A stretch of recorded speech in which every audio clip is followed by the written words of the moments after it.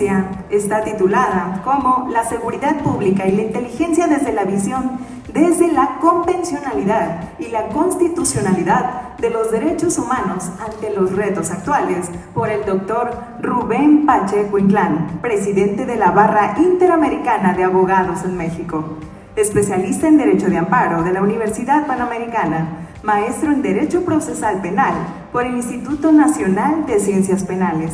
Actualmente es presidente de la Barra Interamericana de Abogados en México. Cedo el lugar.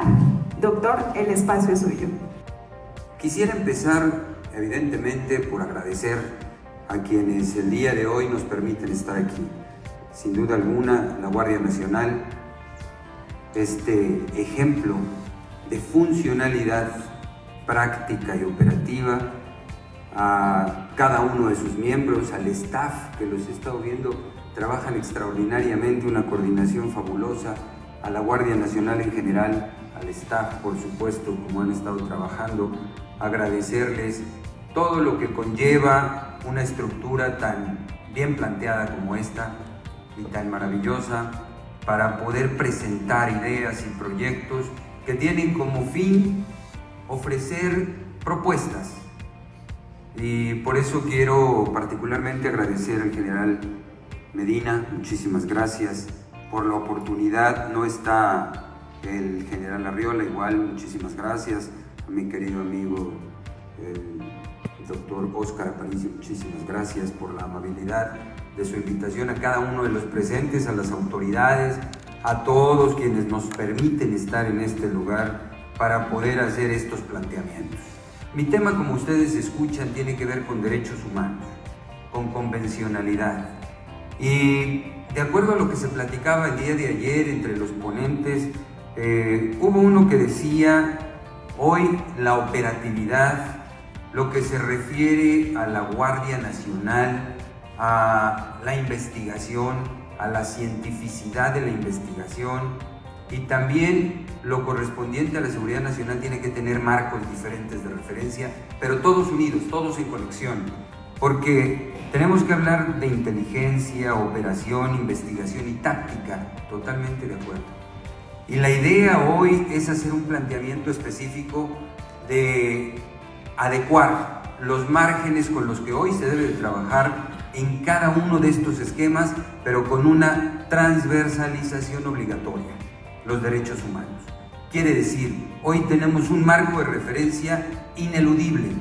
Cualquier actividad del Estado, en los 3 órdenes de gobierno, de acuerdo a lo que nos dice el artículo 49 constitucional, nuestros 3 órdenes de gobierno, nuestros 3 niveles de gobierno, todos están vigilados, medidos, estandarizados a partir de un concepto que viene para nosotros con esta creación modernizante desde 1948, cuando surge la Declaración Universal de los Derechos Humanos. El planteamiento es, hay un punto de partida, un límite, un margen y un esquema en el que debemos de trabajar en cualquier área de la función pública. Incluso, más allá de los 3 órdenes de gobierno, también las organizaciones que llamamos autónomas, la iniciativa privada, los particulares estamos siendo estructuralmente adecuados a esta sociedad que tiene como estándar los derechos humanos. Entonces, no podemos hablar de ninguna área del conocimiento, del desarrollo práctico o operativo, sin pensar en los derechos humanos. Y hoy tenemos que definir claramente el esquema de aplicación de los derechos humanos, y quisiera empezar por leer una publicación que acabo de presentar a una revista de circulación nacional, y con ello vamos dando marco a esta presentación. Decía en esta publicación, resulta innegable que en muchas partes de la República Mexicana la situación de inseguridad que aqueja la vida de las personas se debe primordialmente a la expansión de la delincuencia y a los elevados índices de impunidad que aún prevalecen. La criminalidad es un fenómeno que acompaña a la sociedad humana desde tiempos inmemoriales. En todo tiempo ha existido y seguirán existiendo delitos. Habrá individuos que por cuestiones distintas, que pueden ser intelectuales, sociales, exógenas, endógenas, seguirán creando, provocando una dificultad en la integración colectiva, lo cual resultará difícil. Esto no es difícil de corroborar en cada una de las épocas de la historia. En nuestro medio, un porcentaje considerable de la población considera que la criminalidad ha desbordado a las autoridades y que el fenómeno delictivo está fuera de control. Falso. A ello debe sumarse también la poca confianza que la ciudadanía tiene en el trabajo de los órganos encargados de procuración de justicia.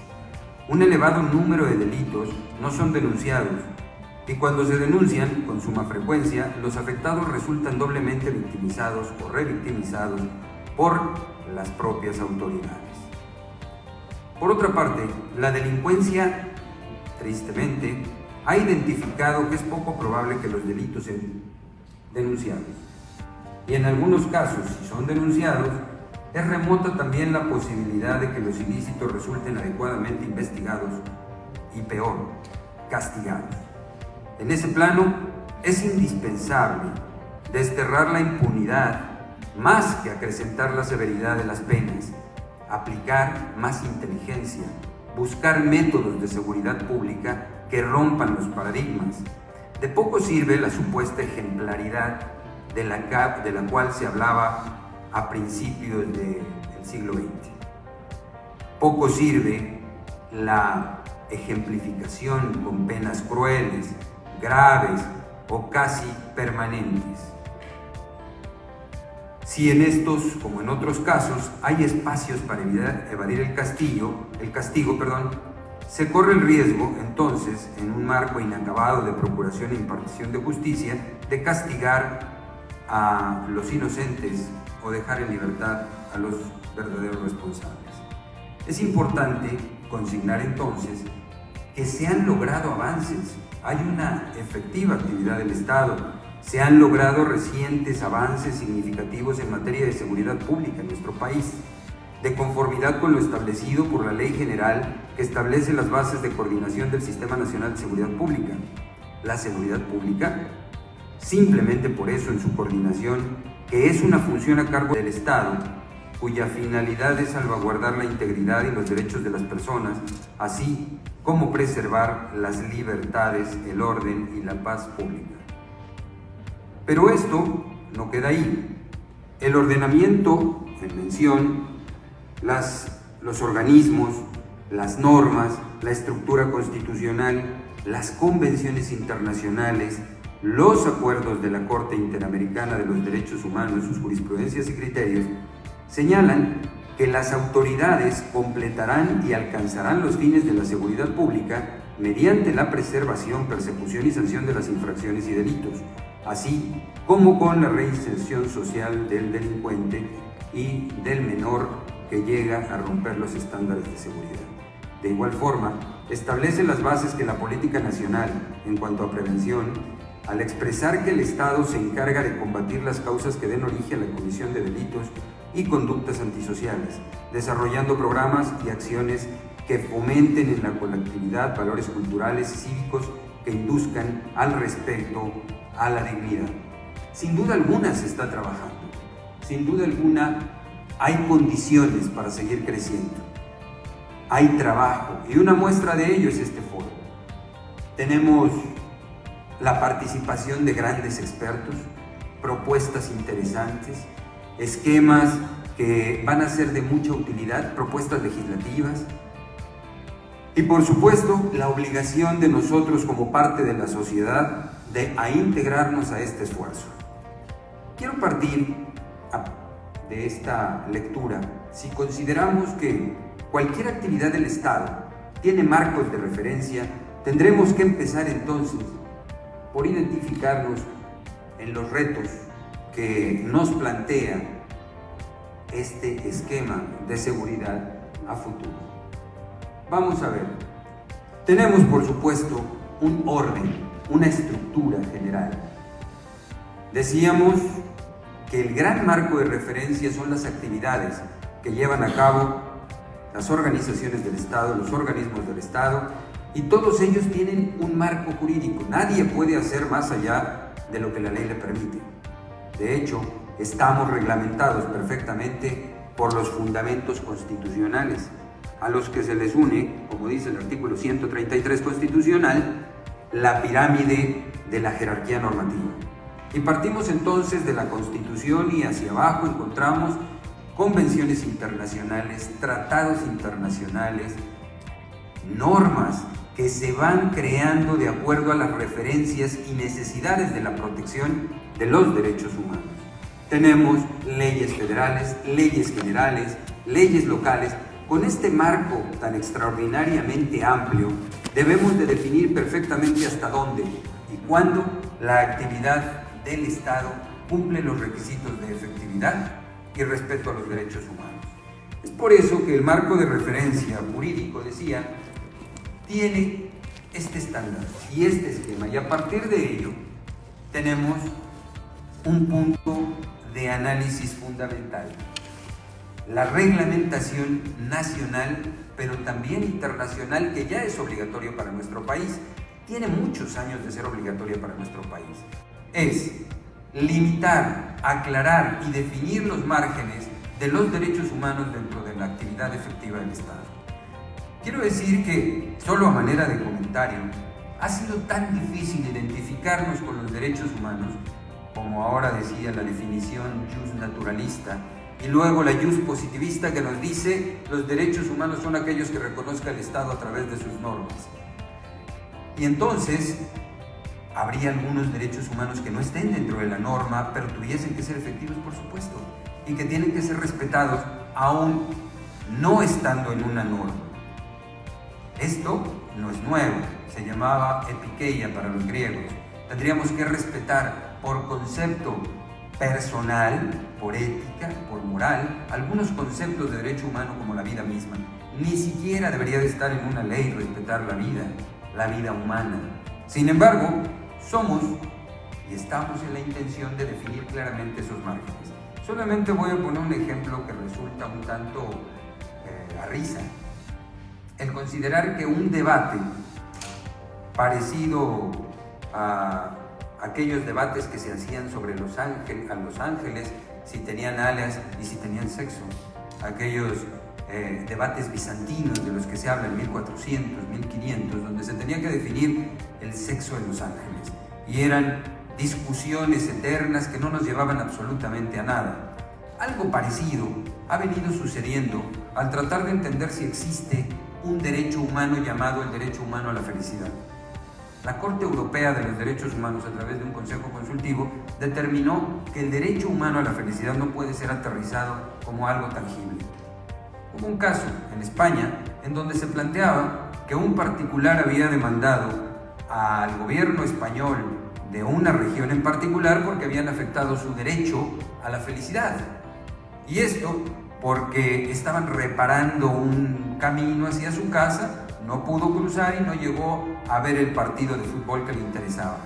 Entonces presenta una demanda porque había un efecto al derecho humano a la felicidad. Esto es la exageración, y la Corte Europea tuvo que hacer la aclaración que el derecho a la felicidad no es un derecho humano tangible.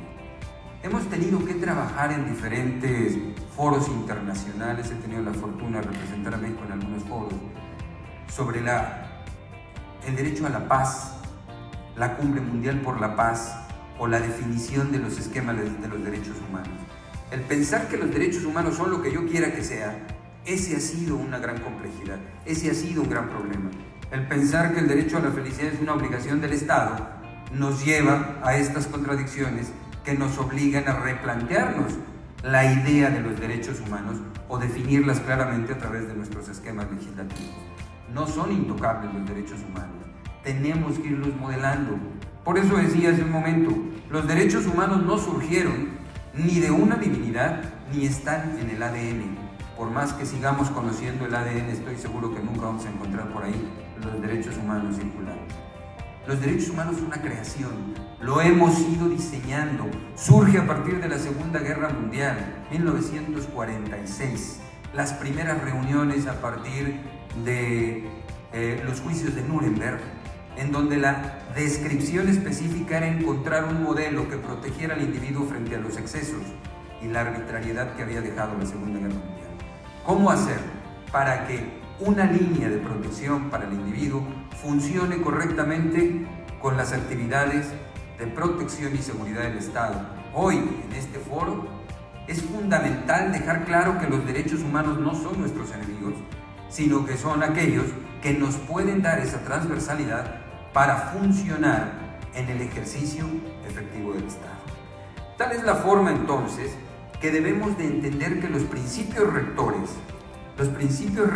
para proteger el estándar de aplicación de los derechos humanos en relación con el ejercicio efectivo del Estado es proteger a la ciudadanía, proponer una paz, que también habría que aclarar si la paz es un derecho humano tangible. Ese también ha sido un debate muy interesante. Sí, la paz es un derecho humano, pero una paz coincidente con una sociedad del siglo XXI, una sociedad posmoderna. Quiere decir, no buscamos una paz al estilo bíblico de el paraíso o el jardín del Edén. Buscamos una paz que permita también el crecimiento social y que permita desarrollarnos en los estándares económicos, sociales, políticos, familiares, y que no tenga que ver con esperar una paz en donde no quiero el extremo de que nadie me moleste y que la autoridad tampoco pueda acercarse a mí porque violenta mi paz, ¿no? Cuando existen condiciones adecuadas y necesarias, la función del Estado debe de ser fuerte, debe de ser precisa, debe de ser contundente. No tenemos ni deben por qué someterse a las condiciones de un grito que hoy, más que de coincidencia, parece de agresividad, aquel de respete los derechos humanos. Por supuesto, no se violenta el derecho humano, y lo reiteraré tal y como lo he dicho en algunos foros, no se violan derechos humanos cumpliendo el ejercicio efectivo del Estado. De tal manera, entonces, decíamos que el marco regulatorio del estándar de aplicación de los derechos humanos lo vamos a encontrar en diferentes artículos de la Constitución. Particularmente la función de la Guardia Nacional está en el artículo 21 constitucional. Pero todos ellos, es más, hay un planteamiento específico. En cada uno de los artículos constitucionales y definiciones de la Corte Interamericana hay protección de derechos humanos. Esto quiere decir, una referencia general es vigilar el cumplimiento de los derechos humanos, pero no por ello limitar de ninguna manera las actividades que procuren, beneficien e impulsen la seguridad pública. De tal manera que hoy tenemos este reto, el reto de integrar a los derechos humanos, y esto no se va a lograr más que con el conocimiento, la práctica, la capacitación, la operatividad y la definición clara de los márgenes de los derechos humanos. De tal manera que estos márgenes, ¿dónde los vamos a encontrar? Los vamos a encontrar en los diferentes estándares de aplicación entre derechos humanos, convencionalidad y constitucionalidad. No olvidemos que a partir de un referente, y aquí voy a empezar a tocar los elementos de la Corte Interamericana de Derechos Humanos, tenemos un referente fundamental, el caso Radilla Pacheco contra México, Rosendo Radilla Pacheco. Como ustedes saben, esta referencia de la Corte Interamericana de Derechos Humanos fue un parteaguas para el esquema legal de México. Planteó la época novena y décima para la Corte mexicana. Aparte, hizo transformaciones a 17 artículos de nuestra Constitución, donde incluía a los derechos humanos, fundamentalmente el artículo primero, donde hoy ya trae control de convencionalidad. Quiere decir, el control de convencionalidad es que todos debemos ajustarnos en nuestra función pública a los estándares que establecen las convenciones. Volviendo al tema, el protocolo de Estambul para prevenir y sancionar la tortura. Hoy, en este control de convencionalidad, estamos obligados todos a conocer la aplicación y la forma en la que debemos de diseñar nuestra actividad profesional al protocolo de Estambul y saber en qué casos podemos hacer un planteamiento de notificación de posibilidades de tortura o lesiones de tortura. He de poner algunos ejemplos que son significativos. En una entrevista a un juez de primera instancia se le preguntó si sabía aplicar los protocolos de Estambul. No, nunca lo he leído. La obligación es conocer todos los parámetros que nos van a dar los márgenes de aplicabilidad para los derechos humanos, convencionalidad y constitucionalidad o derechos humanos constitucionalizados es los derechos humanos que ya aparecen en nuestra Constitución como referentes a los derechos humanos planteadas por la Corte Interamericana. Sabemos que tenemos como elemento de partida la Convención Americana sobre los Derechos Humanos o Pacto de San José. El Pacto de San José es el referente, el margen, el límite para poder aplicar los estándares de los derechos humanos a la función de cada uno de nuestros servidores públicos. En cada una de nuestras actividades tenemos que tener presente los derechos humanos porque eso dice el control de convencionalidad y el control difuso de la constitucionalidad. Control difuso nos hace obligatorios a todos los servidores públicos a funcionar con perspectiva de derechos humanos.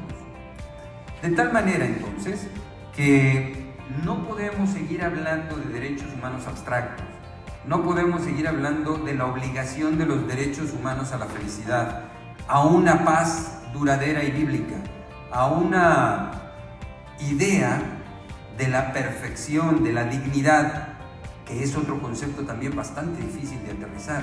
¿Qué es la dignidad y para quién?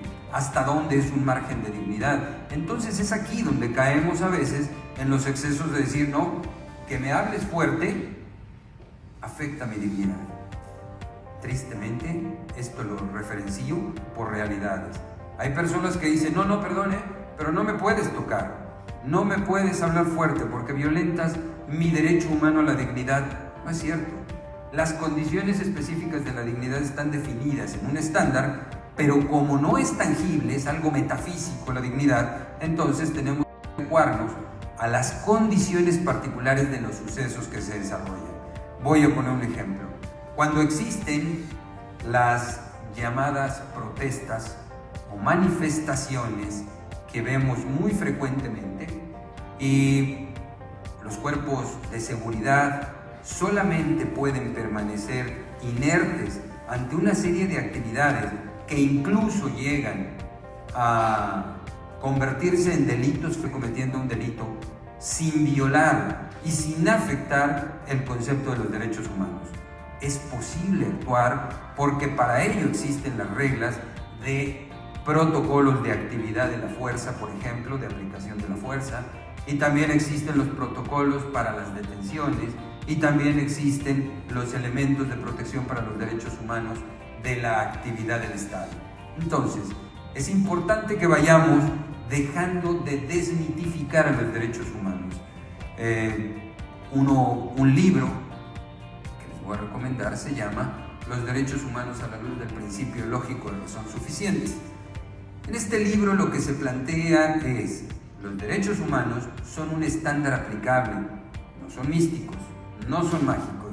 Y si podemos legislar, el día de ayer estaba platicando también con las legisladoras, en hacer algunas propuestas para aterrizar esos conceptos a efectos reales, hasta dónde es posible el respeto a los derechos humanos en un suceso de flagrancia de acuerdo al 146 de nuestro Código Nacional de Procedimientos Penales. Ayer hablaba con el subinspector de la Secretaría de Seguridad del Estado de Puebla y hacíamos una coincidencia en decir, sí, podemos hablar de elementos fundamentales, de un estudio, el análisis delictivo. Excelente, y eso es maravilloso y lo tenemos extraordinariamente bien planteado. Pero ahora viene una parte: ¿cómo lo llevo a un juicio contra alguien que acaba de agredir a nuestra sociedad? Necesitamos conocer cada una de las partes que integran esta balanza de elementos técnicos. hacemos la investigación, pero de la misma manera la integramos a la metodología de la que hablaba hace un momento el doctor Oliva, y lo hacía majestuosamente. Un equilibrio entre todas nuestras actividades específicas del Estado para poder cumplir con nuestras funciones sin afectar los derechos humanos. Decía hace un momento, no solamente debemos hablar de derechos humanos, también de obligaciones humanas. De hecho, la Convención Americana, que es el primer elemento que va referenciando el concepto de los Human Rights, es el artículo 29, en su apartado primero, donde dice toda persona tiene deberes respecto a la comunidad. ¿Cuáles son esos deberes que debemos de exigir? A través de las normas, a través de los estándares que evaluamos, el respeto a la sociedad misma. Entonces, cuando alguien violenta ese estándar, por supuesto, la fuerza del Estado, el ejercicio efectivo del Estado debe de aparecer sin limitación, sin temor y tampoco sin que nos preocupe la crítica en el sentido de la llamada violación de derechos humanos. A partir de ahí, entonces, será interesante esta armonización de los elementos de desarrollo que mantienen toda la estructura de un sistema penal. Dentro del sistema penal tenemos que entender cada uno de los elementos que se van sumando.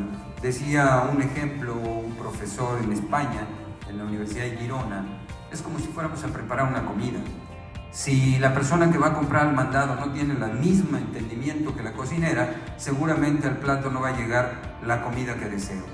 Si aquel que hace la investigación no tiene los elementos de conocimiento que debe tener también el que integra esos datos a la carpeta de investigación, entonces no habrá un enlace debido y no alcanzarán a llegar los elementos para poder hacer efectiva la persecución y después la sanción, la punición. Es por eso que este trabajo debe de ser equilibrado y conjunto. De ahí poder acercarnos a estos elementos de evaluación que vamos a ir conectando entre obligaciones y derechos humanos. ¿Y de dónde entonces vamos a poder tener estos referentes? Déjenme decirles algunos ejemplos. La Corte Interamericana, hemos platicado hace un momento, decía, los márgenes operativos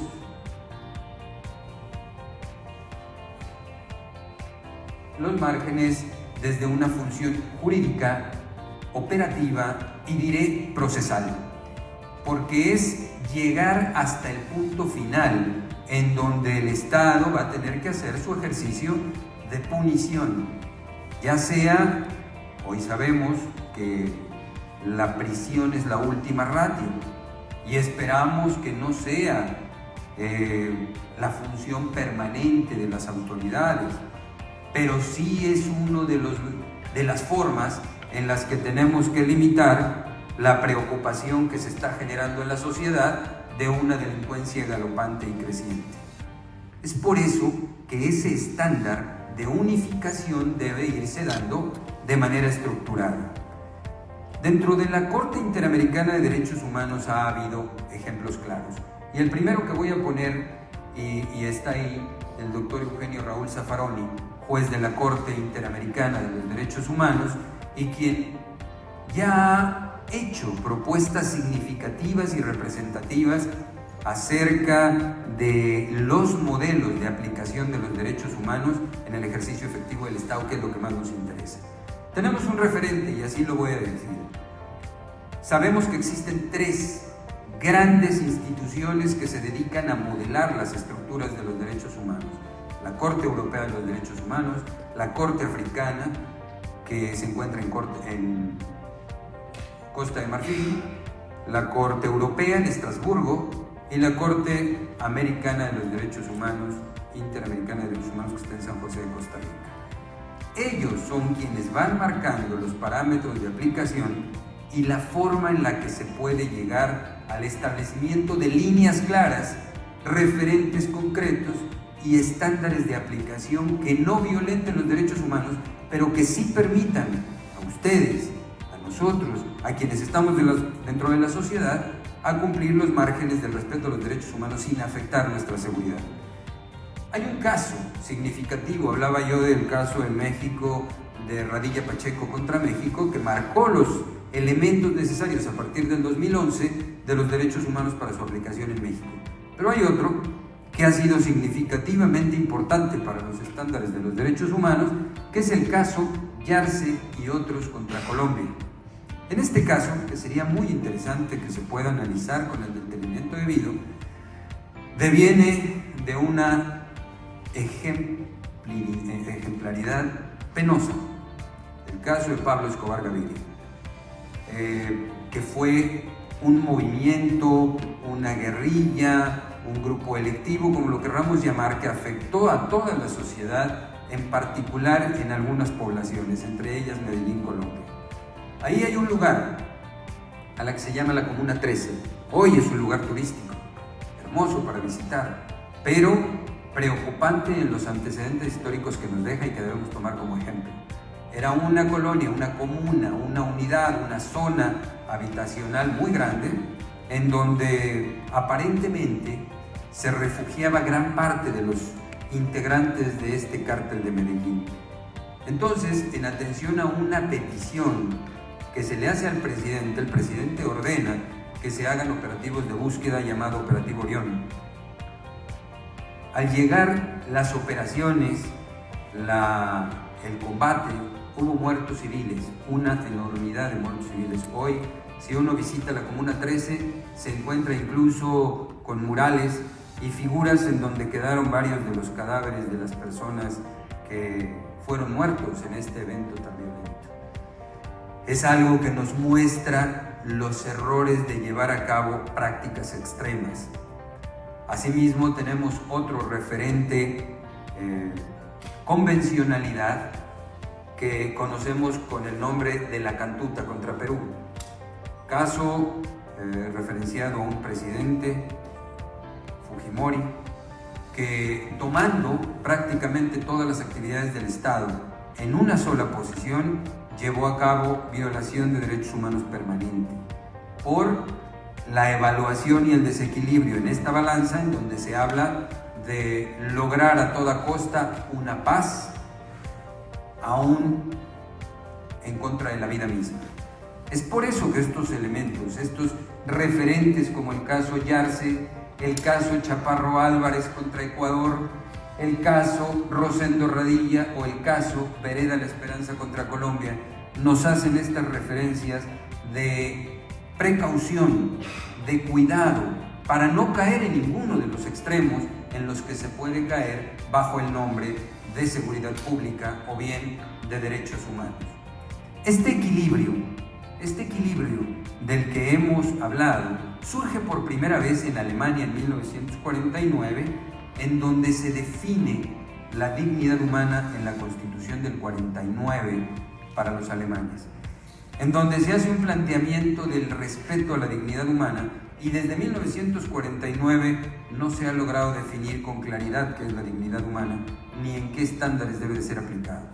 Por eso, la preocupación es dejar de perdernos en los estándares místicos de los derechos humanos y convertirlos en elementos más viables para una sociedad que requiere la fuerza del Estado con sus proporciones correctas en el respeto a los derechos humanos y a los derechos de las personas.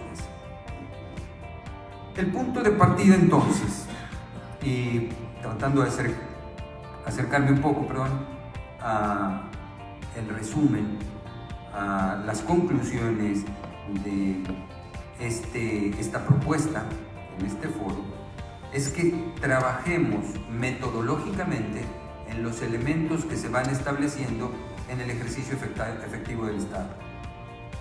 Es fundamental impulsar los proyectos de operatividad, de inteligencia. Aplaudo enormemente el trabajo que se está haciendo, de verdad, por el esfuerzo que hace la Guardia Nacional, porque nos están dando muestra de cómo se debe de trabajar en coordinación con diferentes áreas de estudio. De la misma manera tenemos que ir enlazando con cada una de las partituras, como si fuera un concierto musical, con los siguientes elementos. Si no logramos que disminuya la impunidad, difícilmente alcanzaremos el beneficio de un estándar de pacificación de nuestro país. Tenemos que, una vez concluida la investigación, presentarla con modelos tangibles, con datos concretos para llevarlos a una penalización, a la destrucción de grupos, a la destrucción de bandas, a la destrucción de grupos organizados a través de la inteligencia. Por supuesto, no se quiere una guerra tú a tú, tampoco se quiere derramamientos innecesarios. Lo vemos hoy con el modelo de esta presidencia de la República, que también está impulsando otras ideas, algunos otros proyectos en donde se habla de educación, de deporte, de beneficio social, de apoyos económicos, lo cual integra todo un modelo completo que llamaríamos seguridad nacional. Es por eso que definir con mayor claridad esto que pudiese, de alguna manera, pensarse que es el impedimento para la función clara y práctica del Estado, tiene que ser identificada con una realidad social. No podemos olvidar que somos una comunidad de individuos independientes, pero que necesitamos intereses comunes, lo cual llamamos identidad simbólica. Déjenme hacer un pequeño paréntesis solamente para referenciar un libro que me parece muy interesante, que es de un escritor israelí, se llama De animales a dioses, y es de Yuval Harari. Este autor hace un referente muy significativo de lo que quiero llegar con los derechos humanos. Yuval Harari dice que hace unos 70,000 años, tal vez más, hubo el funcionamiento y la coexistencia de unos 5 o 6 homínidos conviviendo en una misma región, regiones de África generalmente. Dice que ahí pudieron haber estado el Neandertal, el Homo erectus, pudo haber convivido con ellos algo que se llamaba, o alguien que se le llegó a llamar, el hombre de las flores, que era una figura pequeñita de un sujeto similar al humano, pero muy pequeñito, y entre ellos también estaba el Homo sapiens, y decía, ¿cuál fue el referente que hizo la diferencia entre estos 5 grupos de homínidos y solo prevaleció el Homo sapiens? El planteamiento fue que se identificó con el resto de su comunidad a través de lo que él llama la identidad simbólica. ¿Qué es la identidad simbólica? El interés común. Una bandera es una identidad simbólica. Un himno nacional es una identidad simbólica. Decía hace un momento el doctor Oliva, magníficamente, se dividen los territorios, pero por convencionalismos. Nuestro continente es una isla grandota que llega desde el polo norte al polo sur. Los convencionalismos y esta identidad simbólica nos han hecho un grupo que llamamos mexicanos. Pero no existe esa frontera en la realidad. Tal vez la que está construyendo o que construía Trump puede ser una que no es tan simbólica. Pero el resto, una bandera, un himno, la religión, son identidades simbólicas que han hecho crecer y prevalecer al ser humano en esta modelación de intereses comunes. Los derechos humanos es una identidad simbólica. Y la idea es modificar, modelar y estructurar correctamente los derechos humanos para que no se conviertan en la piedra del zapato. Debemos redignificar la imagen de nuestras corporaciones de seguridad, haciendo lo que siempre se ha hecho: obligar a que se respete a nuestras autoridades, lograr que el ejercicio efectivo del Estado se cumpla sin violentar los derechos humanos, y es posible. Todos estos referentes, a los que estoy hablando, son estructurados a partir de la Convención Americana de Derechos Humanos, pero también ha habido otros elementos que nos permiten irnos definiendo. Así, tenemos por ejemplo el caso Chaparro Álvarez contra Ecuador, es un caso significativo que nos va a poder marcar los elementos con los que podemos definir el ejercicio efectivo del Estado. Otro caso muy interesante en México, que es un referente para identificar los márgenes de la evaluación de la actividad del Estado con respecto a los derechos humanos es, sin duda alguna, Rosendo Radilla Pacheco, ya lo había dicho, pero también tenemos el caso de Valentina Rosenda Cantú contra México. Valentina Rosendo Cantú es un caso que involucra a militares y que también ha marcado un planteamiento interesante para definir estos protocolos de actuación para salvaguardar los derechos humanos cumpliendo el ejercicio efectivo del Estado.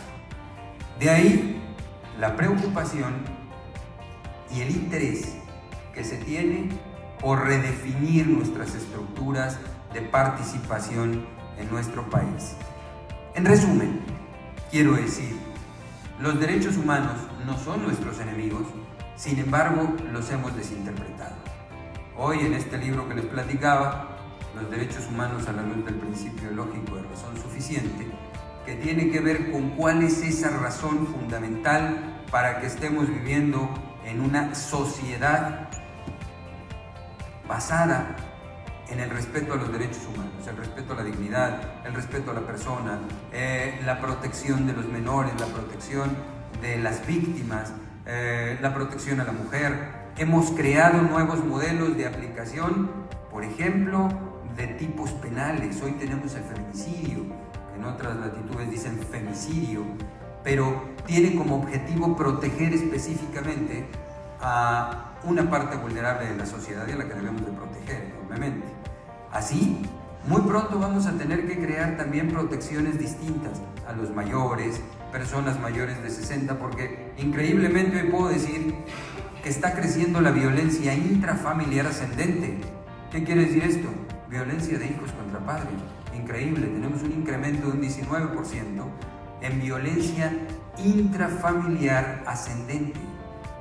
Es increíble cómo los modelos incluso de las actividades no aceptables por la sociedad, no quiero decir delitos, ni tampoco quiero decir crímenes, porque pueden ser condiciones distintas de interpretación, están mudándose.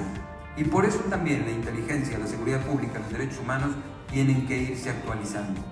De ahí la importancia de trabajar con el conocimiento técnico, teórico y práctico, porque verdaderamente deseamos un México que crezca, un México con educación y justicia.